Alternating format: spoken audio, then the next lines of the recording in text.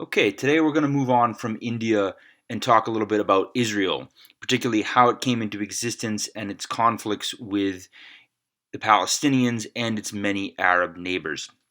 I want to start by saying that this is a very dense topic.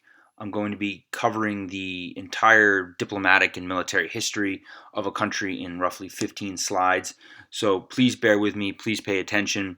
I certainly don't expect you to know every last little detail of this stuff, but I definitely want you to know the major points of it all. Some of it will be covered again in a probably slightly more entertaining video I'm going to have you watch on Tuesday.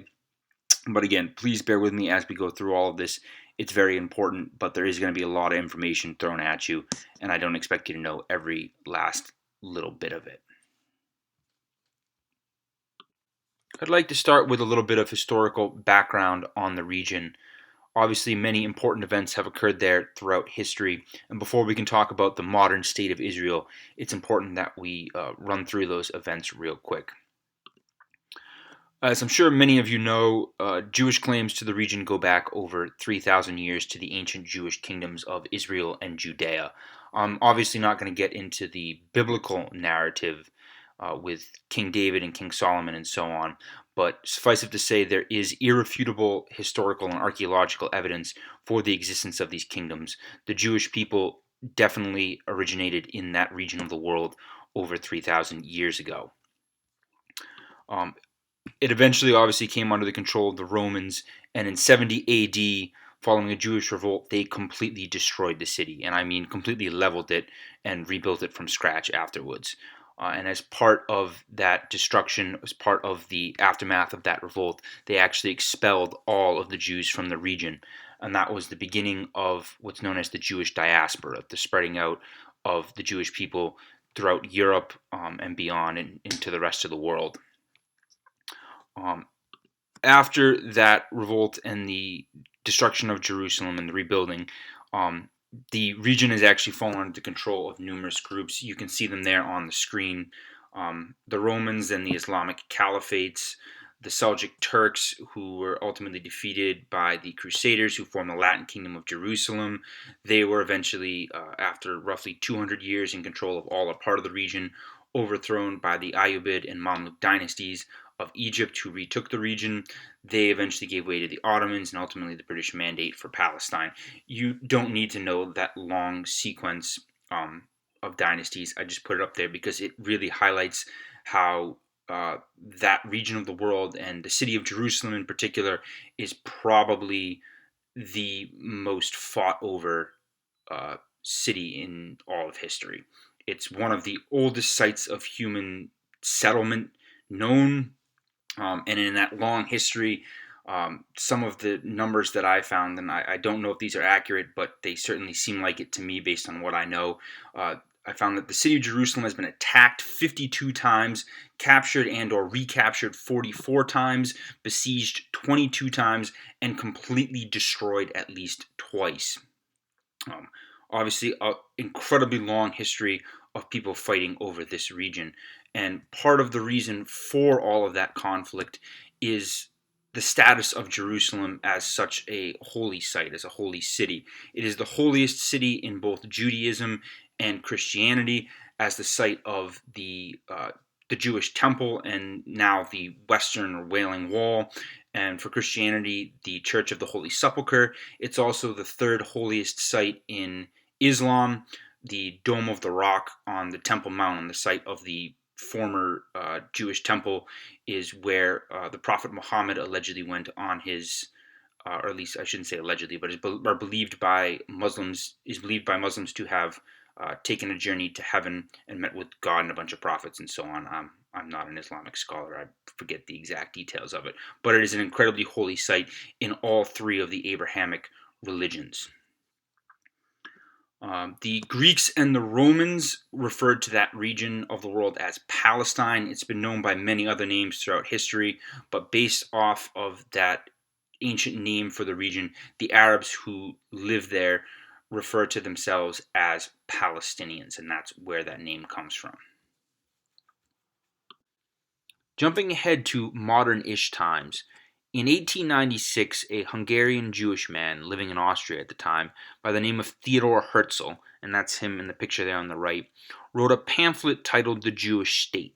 And in that pamphlet, he promoted the idea that the Jews are not just an ethnic/religious group, but are a nationality. And keeping in line with the emerging concept of nation states, he argued that the Jewish people should have their own state.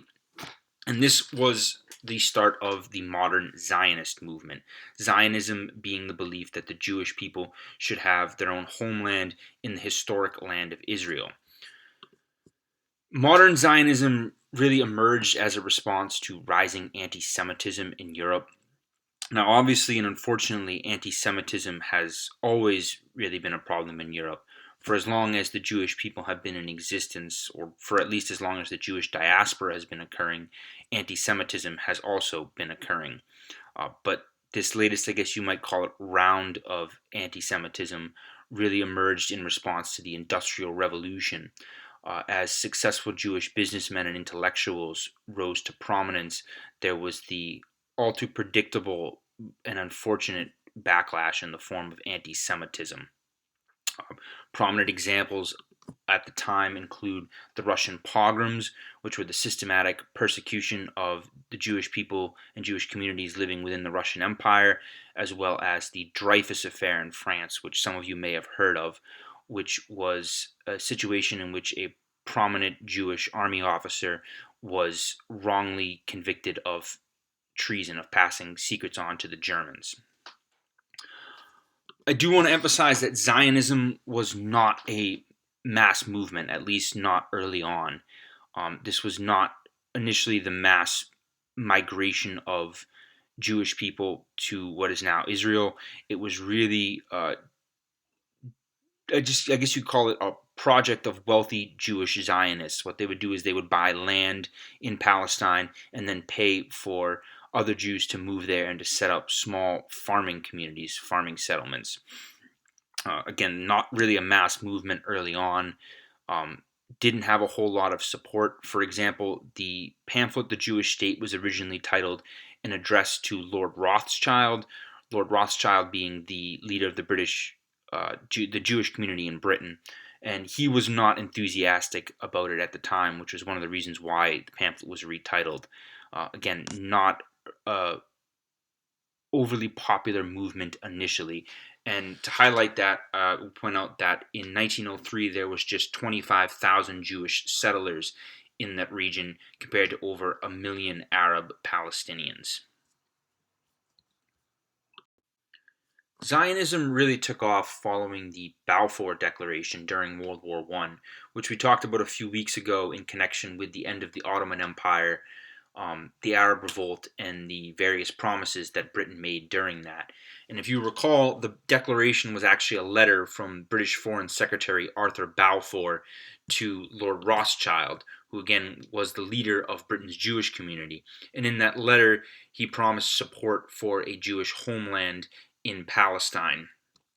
Following that declaration began the real mass immigration of Jews to Palestine. And in between the two world wars, over 300,000 of them would move to the region, many settling in communal farming communities known as kibbutz.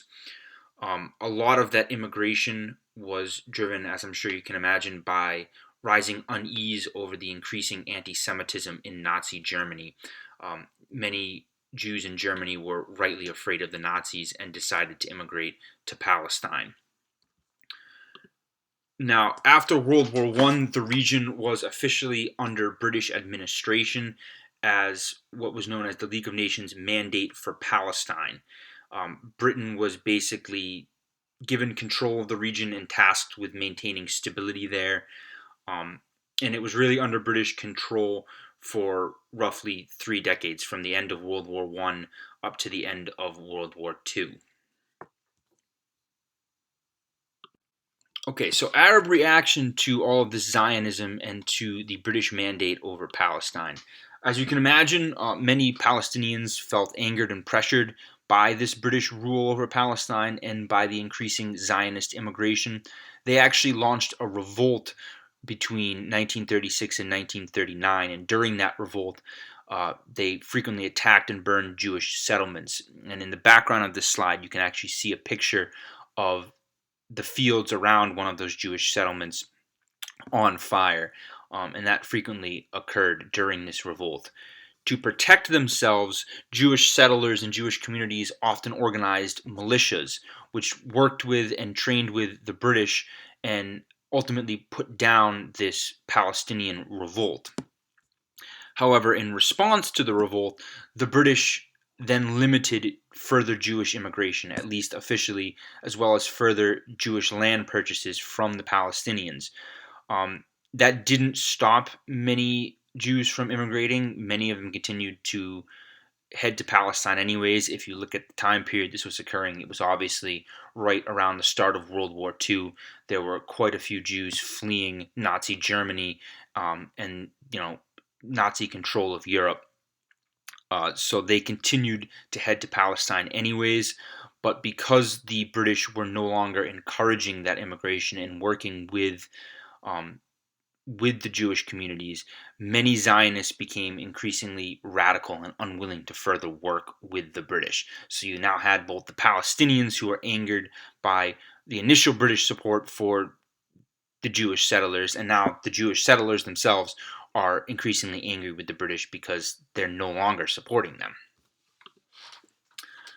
I also would like to emphasize that over time, all of these Jewish militias that had popped up became increasingly well-trained and well-armed and would ultimately form, I guess, the basis and the backbone of the future Israeli Defense Force. Okay, after World War II, obviously that war left hundreds of thousands of displaced Jewish refugees. Many, if not most, Holocaust survivors had nothing left afterwards, nothing to go back to. All of their homes and their possessions had been taken, destroyed, and so on. And further, obviously, for good reason, many felt that they could no longer trust Europeans. And who can blame them after such horrific events? As a result, many of these Jewish refugees immigrated to Palestine, despite the British still not legally allowing them to do so. Eventually, again, in the aftermath of World War II, Britain is obviously exhausted from that war as well, and they can pretty much no longer deal with administrating and controlling Palestine, so they gave control over the region to the newly formed United Nations.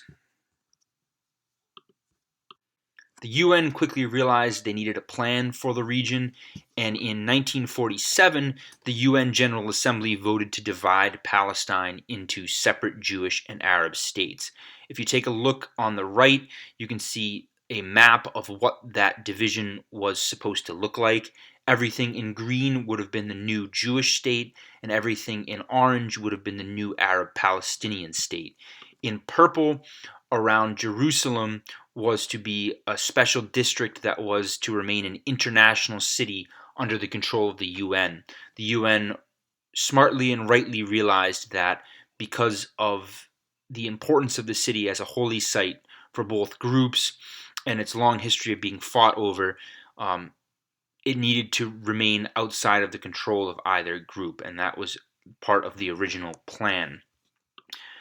Now, this plan was supported by the majority of the region's Jewish population, but was flat out rejected by most of the Arabs. One of the reasons for that is 56% of the land was to be given to the Jews, despite the fact that they made up only 34% of the region's total population. Take a look at that map. A lot of that region is in green. The Palestinians the Palestinian Arabs who had been living there for quite a while felt that this was an unfair division, and for that reason flat out rejected it. Following the terms of this UN partition plan, on May 14th, 1948, the Jewish leader and soon-to-be first Prime Minister of Israel, David Ben-Gurion, proclaimed the establishment of the State of Israel. Now, even before that, following the UN vote and the announcement of the plan, Clashes between the Israelis and the Palestinians had already begun. Again, the Palestinians straight up rejected this plan, were very unhappy, and fighting between the two groups had already begun. Things really escalated the day following this proclamation establishing the State of Israel, when armies from 6 neighboring Arab countries all invaded Israel. You don't necessarily need to know who those countries were, but just to run through them, they were Syria, Jordan, Egypt, Lebanon, Iraq, and Saudi Arabia. Pretty much every Arab country in the Middle East all invaded Israel.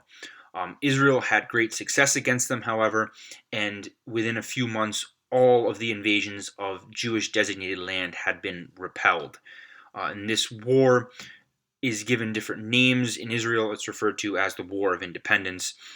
Sometimes historians refer to it as the First Arab-Israeli War, because it was the first of many, as you'll see in a little bit. Okay, one of the major results of the war, in fact, the major result of the war, was that while the planned Jewish state of Israel came into existence, the UN planned Palestinian state never actually came into being.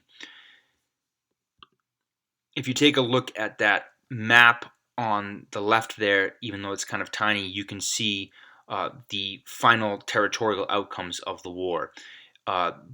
The region in blue was the UN planned Jewish state. The region in red was the planned Palestinian region that was taken over by Israel during this war. Green and purple were the regions taken over by Jordan and Egypt during the conflict. In the end, Israel ended up being roughly 1/5 larger than it was originally intended to be.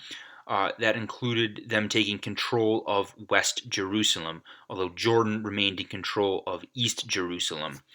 And Jordan and Egypt, as you can see, held the territories in green there, Egypt taking the Gaza Strip and Jordan the West Bank. And again, as a result, the planned Palestinian state never came into being. As I mentioned, the Israeli War of Independence was really just the first of several wars and conflicts that would be fought over the next couple decades. I'm going to run through them all real quick on this slide. As I mentioned at the start, I know this is a lot of information that I'm kind of throwing at you all at once. The video I'm going to have you watch on Tuesday will cover these wars in a little more detail, so don't worry too much about the specifics. Just pay attention and get a kind of overview of them all. The first I want to talk about was the 1956 Suez Crisis. Egyptian leader and Arab nationalist Gamal Abdel Nasser, the president of Egypt, seized control of the Suez Canal, and that really worried and angered Britain and France, who were reliant on the Suez Canal to shorten the trip between Europe and their colonies in Asia. And as a result, they developed a military plan to seize back control of the canal. And Israel allied with those two countries, and they invaded the Sinai Peninsula, while Britain and France launched an invasion of the Canal Zone. Militarily, this was a huge success. Israel did take control of the Sinai Peninsula, and Britain and France did seize control of the canal back, but it ended up being an enormous diplomatic failure because both the U.S. and the Soviet Union failed to support it and actually allowed a UN declaration against the conflict. And as a result, Britain and France were pretty much humiliated and forced to withdraw. So again, military victory, but huge diplomatic failure. The next was the 1967 Six-Day War. So growing Arab nationalism and support from the Soviet Union led Egypt, Syria, and Jordan to start massing their armies on the border with Israel, and they also issued a demand for all the UN peacekeepers to leave the region. It seemed pretty clear that they were intending on attacking Israel again. As a result, Israel issued a warning to them telling them to back off, but when that warning was ignored, Israel launched a preemptive attack that was enormously successful and completely destroyed the Arab armies. And during that war, they seized control of both Gaza, the West Bank, the Sinai Peninsula again, and what's called the Golan Heights in northeastern Israel along the border with, I think it's Syria up there. Um, During this conflict, because the Israelis took control of so much of that Arab designated land, uh, an estimated 500,000 Palestinian refugees actually fled Israel and went to neighboring Arab countries, many of them to Jordan. Uh, and this created a massive refugee crisis, and that even continues to be an issue today. There are still massive amounts of Palestinian refugees in Jordan and in Syria. Huge problem. This war also increased anti American sentiments among Arabs because Israel had support from the United States, while all of these Arabs, as I mentioned, were getting increased support from the Soviet Union.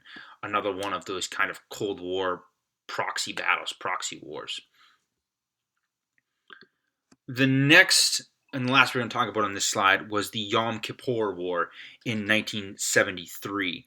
Uh, that war started with a surprise Egyptian and Syrian attack on Israel on Yom Kippur, the Day of Atonement, which is the holiest day of the year in Judaism.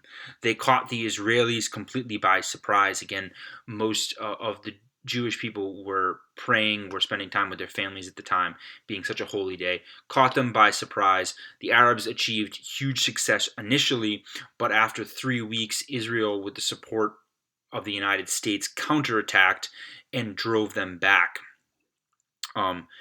While Israel won the war, the Arab countries responded by putting in place an oil embargo against the U.S. and other nations that supported Israel, and that actually ended up sparking a gas crisis. We're not going to talk about it now, but if you look at the Ford and the Jimmy Carter years, there was a huge gas shortage at the time. Prices skyrocketed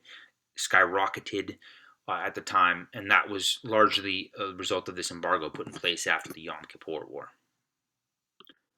Okay, so while all these neighboring Arab countries were attacking Israel, the Palestinians were also starting to organize internal resistance to the Israelis. And one of the resistance organizations that sprung up was the Palestinian Liberation Organization, or the PLO. And the PLO was founded in 1964 by Palestinians who were growing increasingly unhappy with the lack of recognition and progress towards an independent Palestinian state. Its most notable leader was Yasser Arafat. You can see a picture of him there on the left.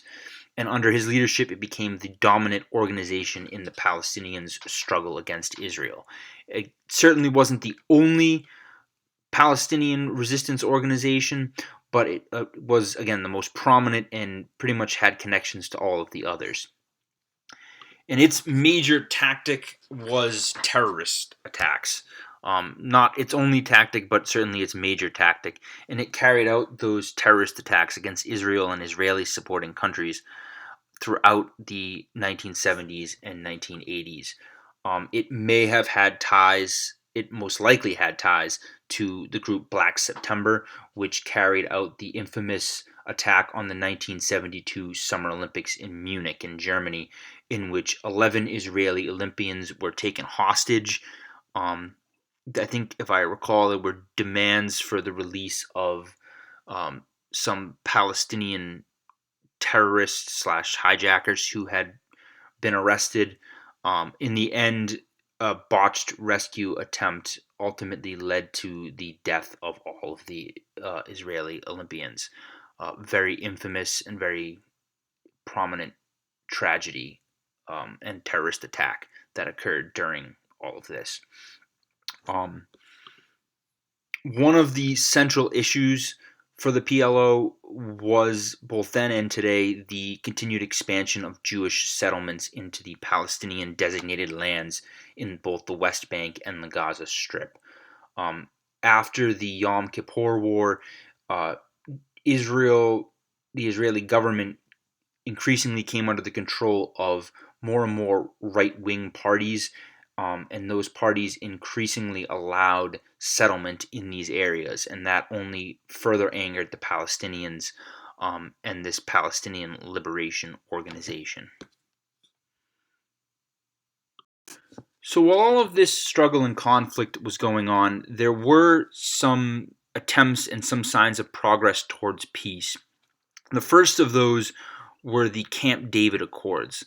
The Camp David Accords was a peace treaty between Egypt and Israel that was signed on September 17th, 1978 by Egyptian President Anwar Sadat, Israeli Prime Minister Menachem Begin, and U.S. President Jimmy Carter. And it followed 12 days of incredibly intense and secret negotiations at the presidential retreat of Camp David, which is located in Maryland. And in this peace treaty, Egypt became the very first Arab country to recognize and accept the legitimacy of the State of Israel. And in return, Israel gave control of the Sinai Peninsula back to Egypt. Again, very momentous and important event, the first time that Israel had been recognized by an Arab country. And this peace between Egypt and Israel has actually continued more or less to the present day. Actually quite a remarkable thing. It was not, however, very popular in the Arab world. It was actually incredibly unpopular. And President Sadat of Egypt was actually assassinated a few years later in 1981 by Islamic militants whose primary motivation was anger regarding this peace treaty with Israel. The Palestinians were also still very unhappy with the progress being made towards a Palestinian state and towards a peaceful solution. And in 1987, they began a campaign of attacks and civil disobedience. Civil disobedience, in this case, including protests and violent riots against the Israeli administration and occupation forces in both the West Bank and Gaza. And it was called the First Intifada, Intifada meaning uprising. And it lasted until 1993. And it was primarily caused, again, by frustration over this lack of progress towards a Palestinian state, as well as Israeli policies, particularly policies with its occupation forces, which were knocking down Palestinian homes and clearing areas for Jewish settlement. During this first Intifada, over 1,000 Palestinians were killed and many thousands more were wounded on both sides. And again, it continued for 6 years until 1993 and ultimately led to an increased amount of pressure for some sort of formal negotiation between Palestinians and Israelis over the future of the Palestinian people. This really got people thinking and realizing that this situation could not continue. Those formal negotiations did eventually happen, secretly at first and held in the Norwegian capital city of Oslo, but they did culminate in September 1993 with the signing of the Oslo Peace Accords. The main terms of those peace accords set up the Palestinian Authority, which is the government in charge of the civilian and security concerns in the Palestinian areas of the West Bank and the Gaza Strip. It's essentially the government of the quasi-Palestinian state. It is a representative government that is determined by free elections, or at least was intended to be determined by free elections. These peace accords were also intended to create increased economic cooperation between Israelis and Palestinians that would hopefully help bridge the gap between the two sides. Also, and perhaps most importantly, these peace accords were intended to lead within 5 years to permanent decisions on the future of Jerusalem, which both sides claim as their capital, the official borders of the two different states, and the status of the Israeli settlements in the West Bank and the Gaza Strip. Unfortunately, those permanent decisions never happened. The Israeli prime minister who signed the Oslo Peace Accords, Yitzhak Rabin, was assassinated in 1995 by an Israeli extremist who was against any move towards peace with the Palestinians.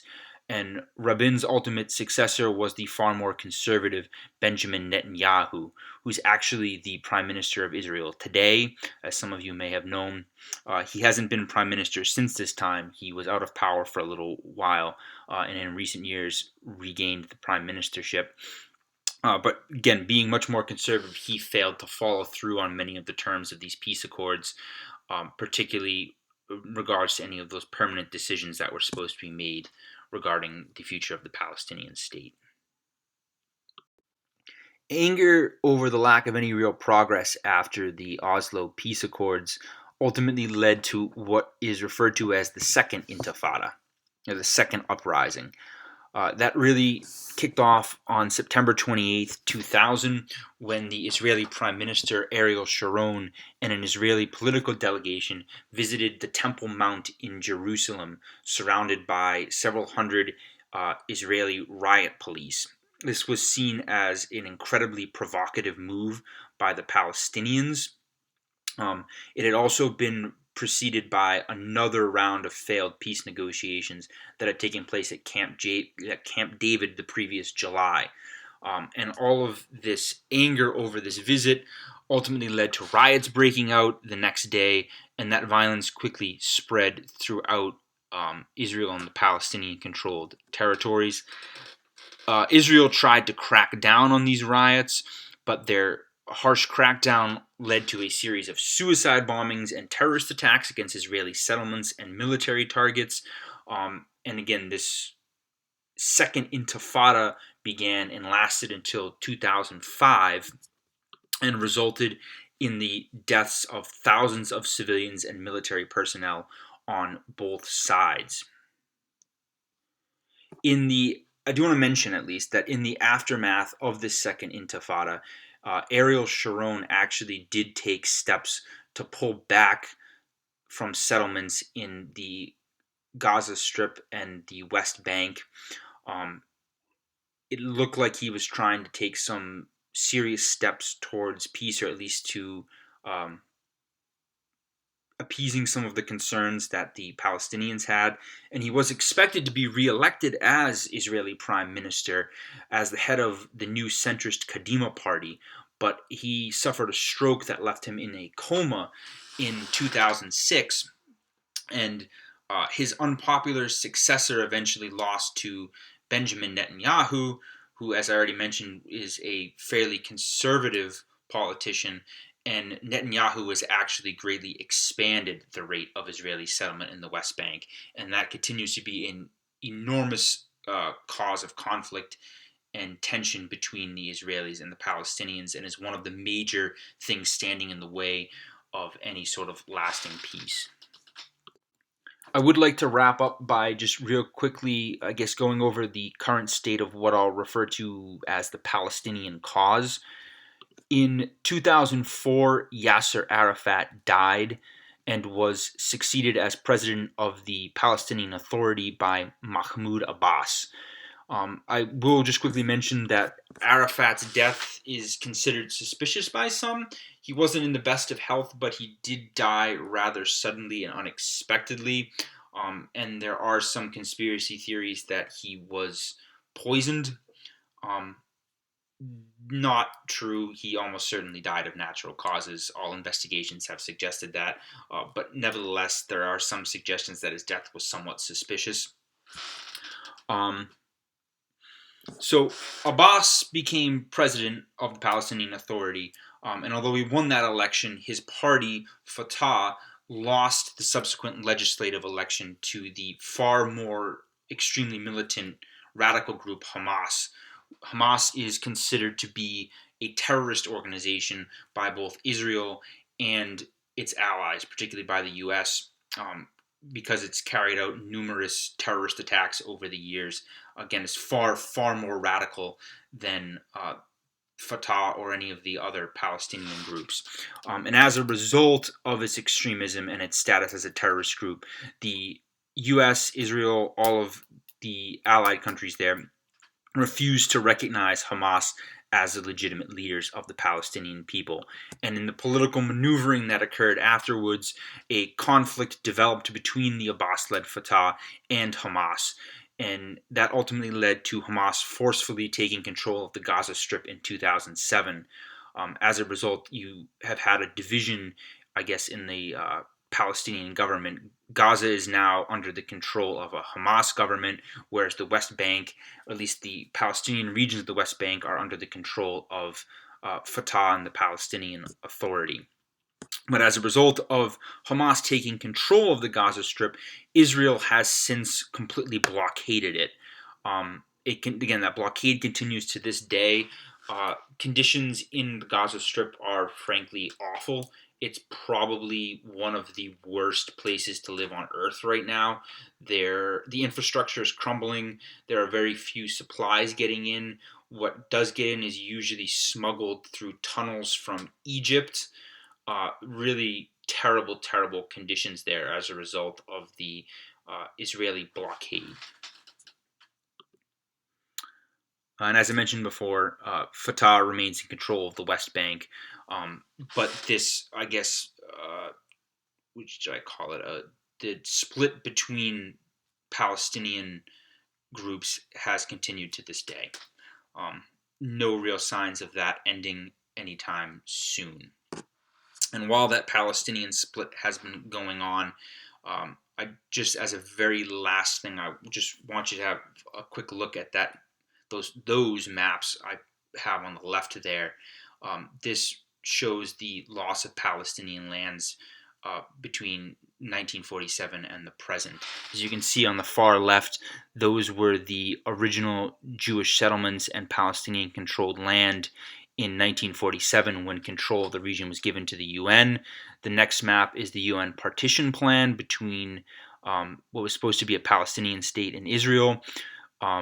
The third map, the second from the right, is the I guess there were really Jordanian and Egyptian-controlled Palestinian regions in Israel following the Israeli War of Independence and the Six-Day War. And lastly, the map furthest on the right is the present state, where the little bit of land in green is what remains of Palestinian land, and everything in white is Israel or Israeli-occupied land. As you can see, there has been since then an enormous loss of Palestinian land, and unfortunately, there's no real signs that this terrible conflict is going to reach a peaceful resolution anytime soon. People continue to make attempts, but recent attempts have basically been non-starters. So I hope we see a resolution within our lifetime, but I'm not hopeful that anything will occur in the coming years. Well, that concludes our presentation on Israel. Again, on Tuesday, we'll look at it a little more with a video that will recap some of this in more detail. All right. Have a happy Friday and a good weekend, everybody.